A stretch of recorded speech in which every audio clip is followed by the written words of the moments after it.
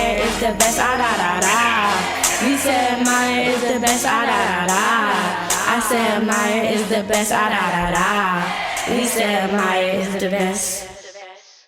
Hi, my name is Skylar. Hi, my name is Madison. Hi, my name is Alana. And welcome to the Levin Lounge. Up next, we have someone who makes my school run really cool, our Principal Jamie Hendrickson. She is not just a school leader, but she is also a supporter of every student voice, creativity, and innovation. Today, she's here to talk about how the Levin Lounge came to life and why student-led projects like this matter.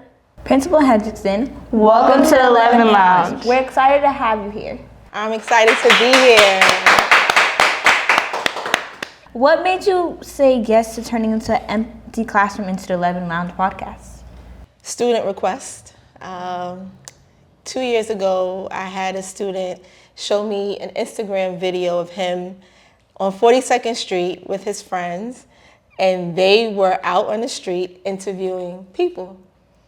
And I said, you know what? I said, you would make a great host for a talk show or something. And he said to me, make it happen, I'll be a host. So I said, I've got to get some format for my students to host something. And this just fit. We had this space, and we've been reimagining space since we got here.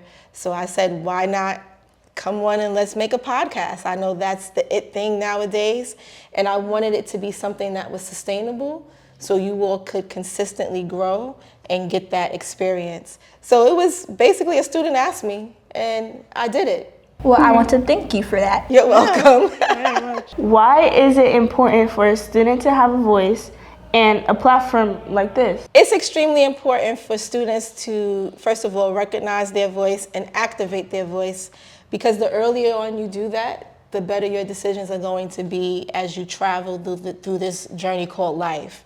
If you recognize what makes you feel good, what sounds good, what smells good, what makes you a greater person, then you're gonna do the right thing more often. You're gonna do what fits you more often. So it's important that students have the opportunity to discover what they're great at. And that's my job. I'm supposed to create the space for you to discover and see, you know what, I'm a great podcast host, or I'm a great artist, or I love to read, or I wanna be a mathematician. I'm supposed to create those spaces for you. So it's important that your voice be activated as early on as possible, and hopefully you will continue to activate your voice so you can be an advocate for yourself in your friendships, in the people that you date, the people that you work for. You are gonna have to stand up for yourself because your parents are not in the room. Okay. You are. Mm-hmm.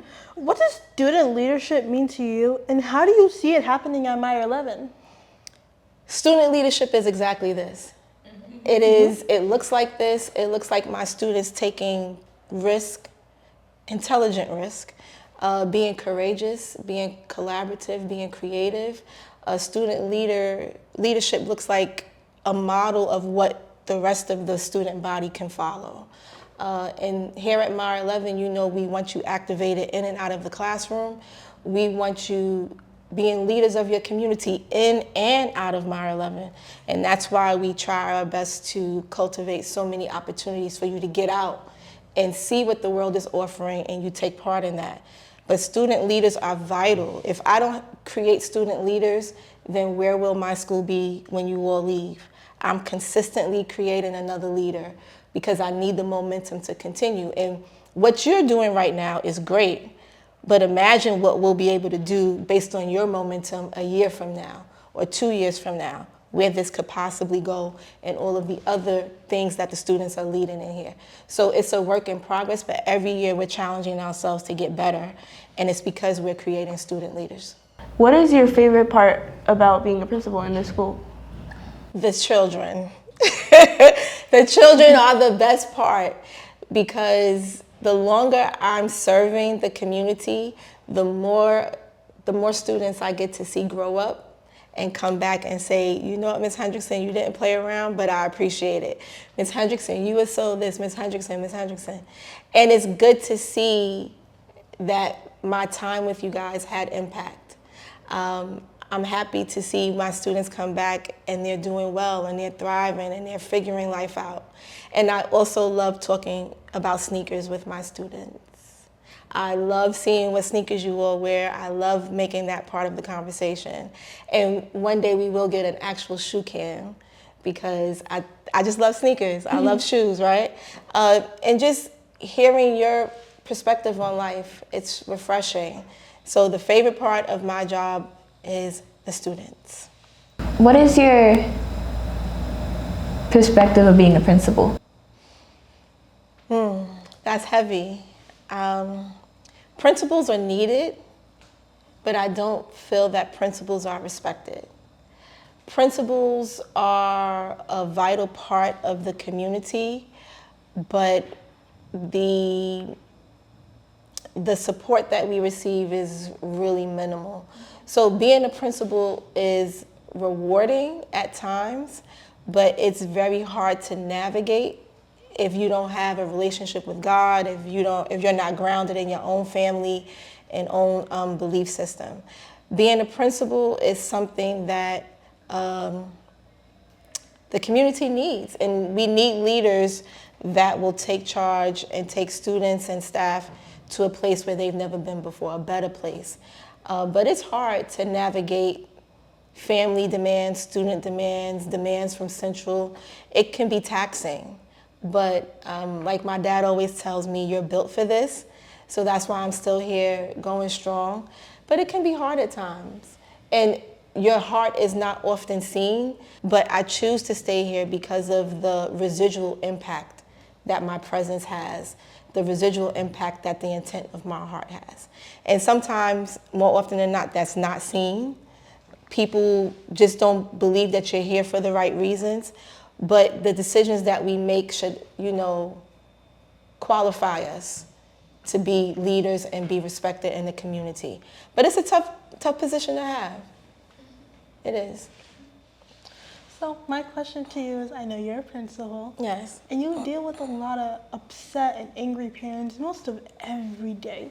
So what's one time where you didn't really know what to do with one particular parent that came in? Are you asking me what I did or about the situation? The situation and what you did. So I will say this, we have a cell phone policy. Cell phone policy is students are not supposed to have their cell phone, right, ladies? Yeah. That's our policy. And after multiple times of redirecting and supporting the student, we confiscate the phone. And we give it back to the student the first time, we give it back to the student the second time. But around the third or fourth time, the parent has to come for it. And parents are not happy when they have to come pick up their cell phone. So dealing with that, sometimes you just have to learn to be quiet and let the parent air out. And when I say air out, it could be all types of things that they're saying to you. But you just have to stand firm in what your policy is because you know that's what's best for the community. And if you all really thought about it, I think the community is a lot more productive with cell phones being confiscated. Okay. What's been your favorite part of seeing this podcast come together? The best part for me has been watching you guys develop a sense of self, your confidence, and developing the art of conversation. That is a skill that I don't think school really teaches anymore, but it's vital because that's how you build relationships. And relationships and partnerships move you forward much quicker than you can by yourself. So watching you all develop and take over and get excited when you see the crew come in and getting your peers excited. I don't know if you noticed, but quite a few people want to take part in the podcast now because you're doing it. So just watching the ripple effect of starting with you and how that's going to transform itself into getting other students activated and doing the right thing. Okay. Can you tell us about your journey to becoming a principal at this school? Do we really have time for the whole journey? Let's see. So I'll take you back. As a little girl, I always played teacher. I would have my cornflakes box. Have y'all ever heard of cornflakes? Yeah. Okay. I had my cornflakes box, and I used to play teacher with my dolls. So From there, I started helping out with Sunday school. Then I did vacation Bible school. So I always wanted to be a teacher growing up. I tutored in high school. And when I got to college, I got sidetracked. Teachers don't make a lot of money. And I needed money, right? Because I wanted to move out. So instead of following my dream and what I was born to do, which was be a teacher, I became an accountant. I made great money, but I wasn't fulfilled. So I started becoming an educator for my firm.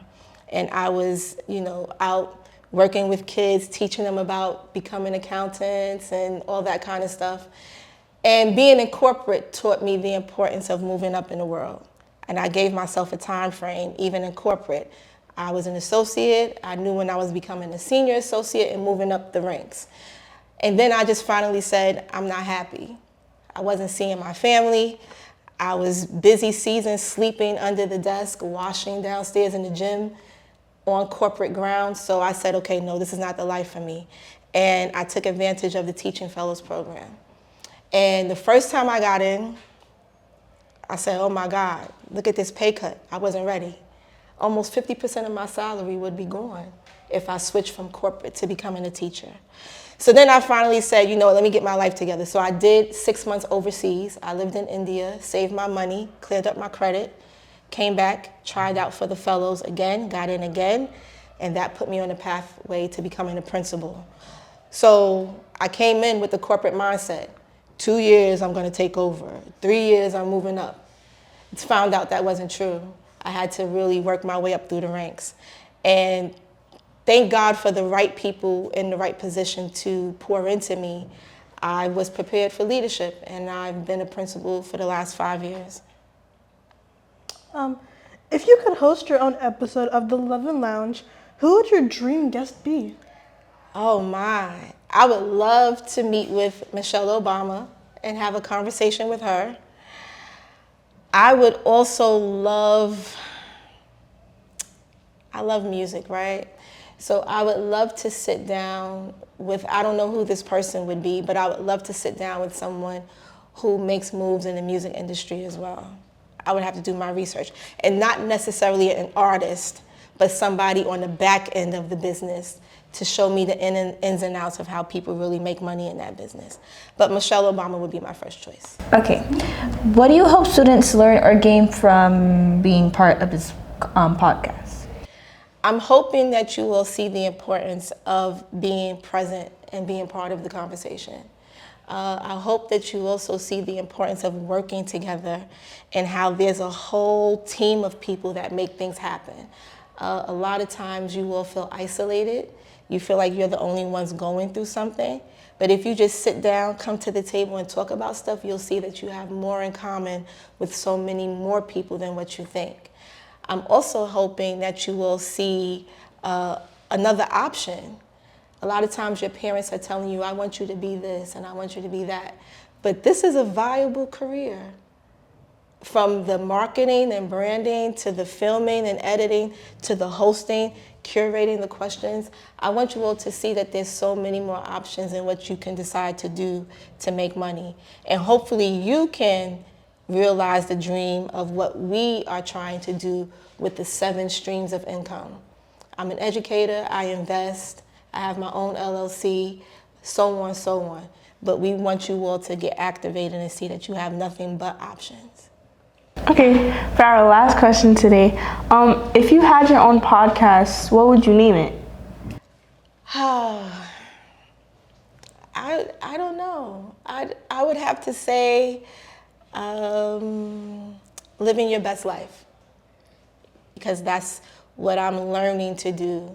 I'm learning to do what I love, give back, but just in where I'm at now, I won't say how old I am, but where I'm at now with age, I'm just learning that it's okay for me to be happy too, not just make everybody else happy. So I would call it living your best life. From living your best life, what would you talk about on there? I would first establish myself with guests that understand the importance of us being happy as individuals. So I would definitely speak to women that are like doing everything that their heart desires, traveling, working, raising families, just starting from a place of it's okay for you to take care of yourself. And then I would branch out to people who maybe were career switchers, somebody who started off on this pathway at first, but then decided, you know what, this is not my God-given purpose. I'm gonna make the switch. And I would also speak to my elders who have the wisdom on the decisions that they wish they would have made to make themselves happy for longer times, longer periods of time.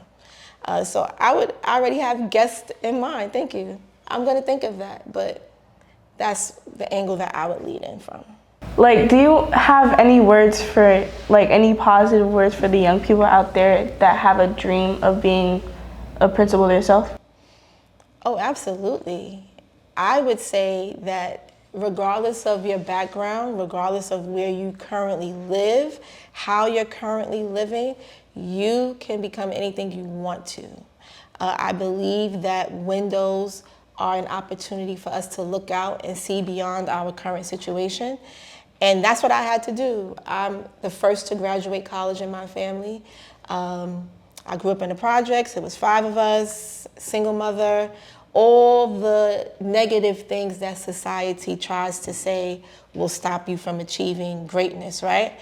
But when you surround yourself with people who believe in God, when you surround yourself with people who authentically want to see you win, there's nothing that you cannot do. So I would encourage you to continue to dream big, but at some point you've got to activate and make your dreams a reality. And that takes grit and perseverance and hard work from you. Nobody can give it to you. Nobody gave this to me. I earned every bit of position that I have. And my work is what keeps me here, not namesake, not nepotism. I'm here because of my work. And that's what's gonna make you stand out. So that's it for today's podcast. My name is Skylar. And my name is Madison. And my name is Alana. And that's it for the Levin Lounge. Bye.